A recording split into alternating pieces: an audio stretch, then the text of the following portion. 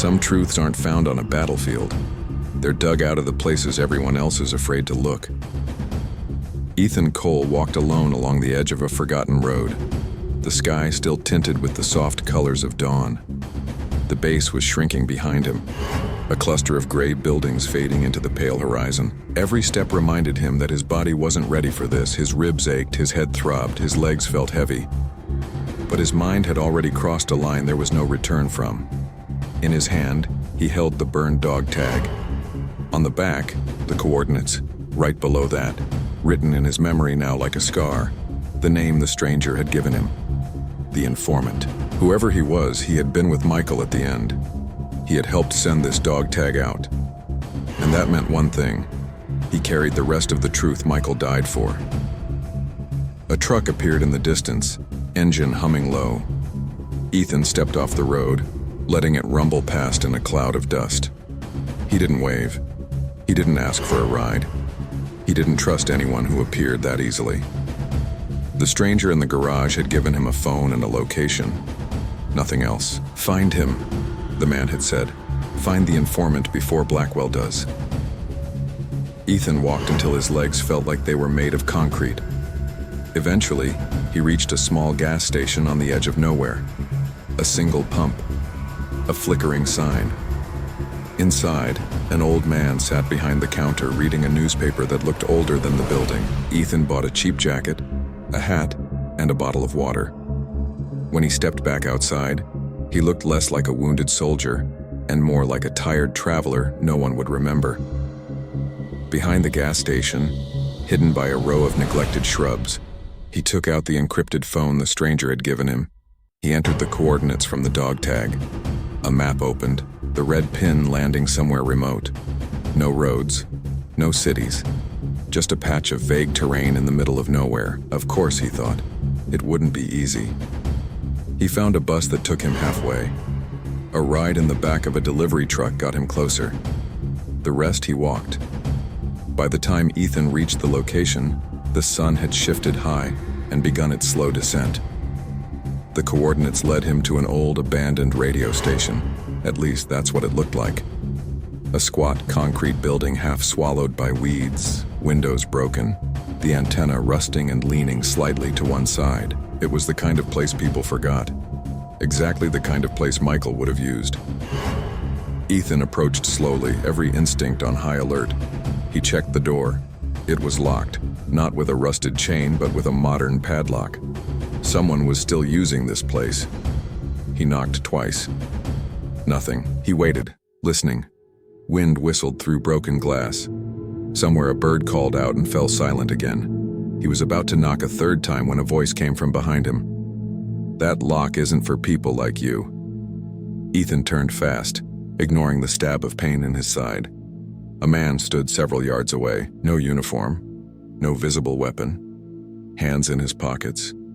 Late 40s, maybe early 50s, hair graying at the temples, face lined, eyes sharp and tired at the same time. "You flinch like a soldier," the man said calmly. "But you're too injured to be a threat. That makes you dangerous in another way." Ethan's grip tightened around the dog tag. "Are you him?" "Depends on who's asking," the man replied. "Ethan Cole," Ethan said. "Michael's brother."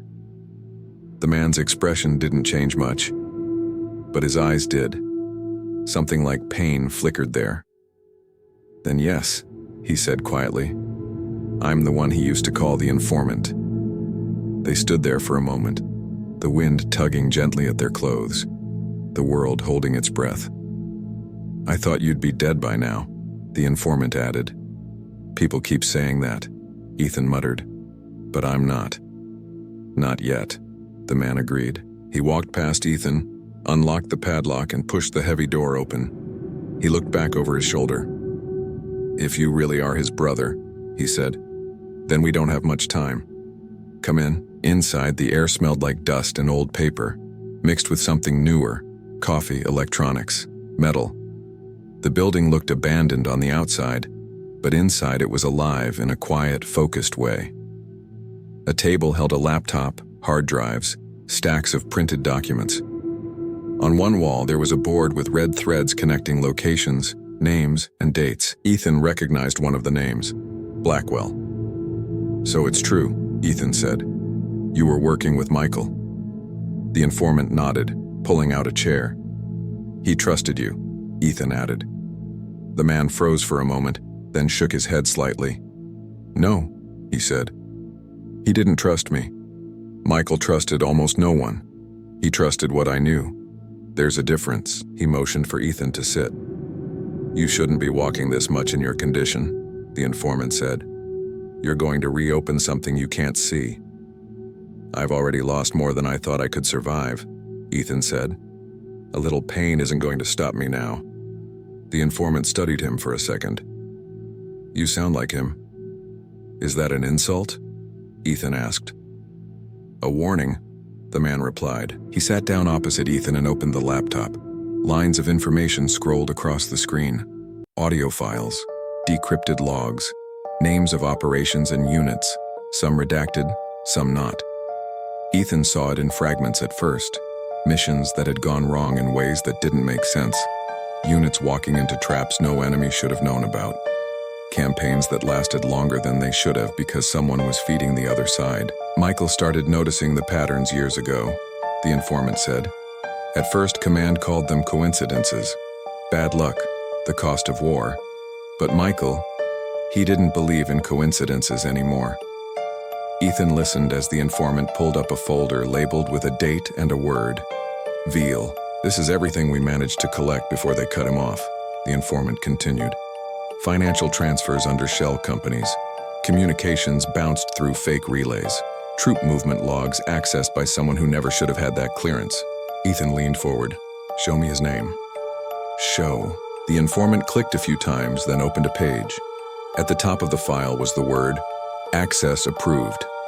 Below that, the authorization signature, Colonel Adrian Blackwell. Ethan felt that familiar rush of anger rise inside him, but this time it wasn't blind. It had shape now. Substance. Proof. "Why didn't you release this?" Ethan demanded. "Why not send it to the press? To a court? To anyone who could have stopped him?" "You think we didn't try?" the informant asked quietly. Michael's first move was internal. He went to the people he believed would want to fix it. But Blackwell got to them first. Every attempt to report it was intercepted. Every channel was poisoned. By the time Michael understood how deep it went, he was already marked. "And you?" Ethan asked. "Why are you still alive?" The informant gave a humorless smile. "Because I'm a ghost. I don't exist in their system the way he did. That's why he used me. That's why I helped him move the evidence off-grid. But we underestimated how far Blackwell would go to clean his trail." He paused. "The mission that killed your team wasn't the first time he tried something like that. But it was the last one he needed." Ethan's hands curled into fists on the table. "So that's it? We sit here, look at files, and he keeps walking free? Is that what you want to do?" the informant asked. "Sit?" Ethan met his gaze. "I want to finish what my brother started." "Then you need to understand something," the informant said. "Evidence doesn't matter if no one survives long enough to show it." Silence settled between them. Somewhere in the building, wind slipped through a crack and made an old cable knock gently against the wall. A slow, dull tap. "What do you suggest?" Ethan finally asked. The informant reached into a drawer and pulled out a small drive. He placed it on the table. "Michael called this his last bullet," he said. "It's a complete record of everything he uncovered.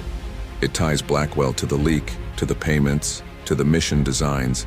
It even contains audio." "Audio?" Ethan repeated. "Yes," the informant said.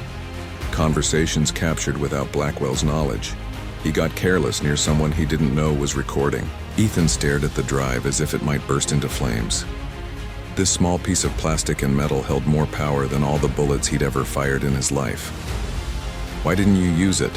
Ethan asked. "Because I can't," the informant replied. "I'm already buried. I have no name they'll listen to, no badge, no rank, no standing.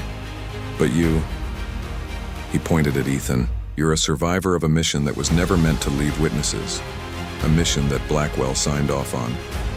You are the ghost he failed to kill. That makes you dangerous in a way I can't be."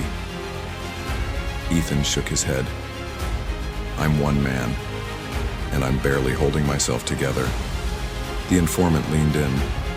"You're one man who has nothing left to lose."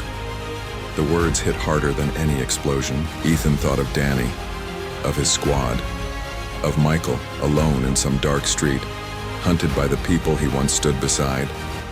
He thought of the folded flag his parents had received, of the way his father stared at nothing for hours after watching Michael's name scroll across the news. He reached out and took the drive. "How do we use it?" he asked. "We don't send it to command," the informant said. "Blackwell has roots there. We don't send it to base-level investigators. He'll bury them, like he buried everyone else. We go somewhere. Visibility is his enemy, not his shield." "Where?" Ethan asked. The informant opened another file on the laptop, this one not military. Newsroom logos, journalists' names, a list of investigative reporters known for exposing classified scandals, people who had already stood up against powerful institutions. "We send it to all of them at once," the informant said. "No time for Blackwell to intercept, no single point of failure, and we attach one thing that will make them read it right away." "What?" Ethan asked. The informant's eyes met his. "Your statement," he said, "from the only survivor of Operation Black Veil." Ethan swallowed hard. "You want me to go public?" "I want you to decide if your brother died for something worth hiding," the informant replied. Ethan felt the weight of the decision settle on his shoulders. Going public meant painting a target on his back larger than anything he'd ever faced. It meant being hunted not just as a soldier, but as a threat to reputations, careers, power. It meant never being safe again. But then he remembered the look in Michael's eyes in that old photograph, the one the stranger had shown him in the parking garage. Tired, worn down, but defiant. A man who knew he might never see justice for himself, but fought to make sure someone else could. Ethan nodded slowly. "Okay," he said. "Let's finish this." The informant slid a notepad across the table, then start talking. Ethan began to speak. He told the story of the mission, of the briefing that felt too vague, of the way Danny had acted different on the helicopter, of the moment he realized the ambush was too perfect, the explosions too exact. He described the heat of the blast, the taste of blood in his mouth, the weight of Danny's hand shoving something into his vest. He spoke of waking up in the hospital, of Blackwell's cold eyes, of the way he had been told he was the only one who made it, in a tone that didn't sound relieved but annoyed. The informant wrote it all down, then typed it up, cleaned the language just enough to make it clear but not polished. Authentic.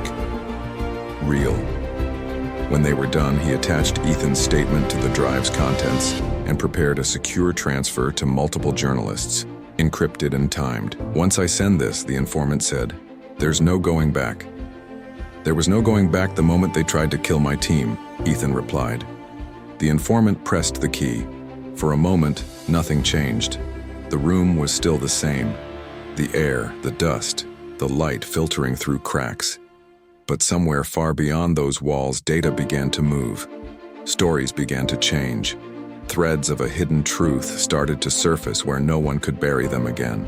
The informant closed the laptop and looked at Ethan. "Now we wait," he said. "For what?" Ethan asked. "For Blackwell to realize," the informant answered, "that the war he started isn't in the shadows anymore." Ethan stood slowly. His body was exhausted, but something in him felt lighter, like a pressure he'd carried for years had finally been set down. He walked to the doorway and looked out at the empty landscape. The world didn't look different. The sky wasn't brighter, the wind wasn't softer, but somewhere out there the truth finally had a chance to breathe. He reached for the dog tag around his neck, the burned one, the one that had survived fire, betrayal, and distance.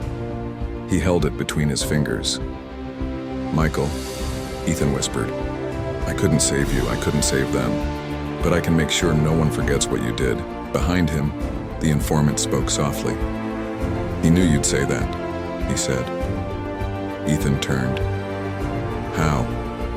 The informant gave a small, tired smile. Because, he said, when they asked him, under one of the many names he used at the end, if he had any regrets, he only had one. What was it? Ethan asked. The informant looked him in the eyes.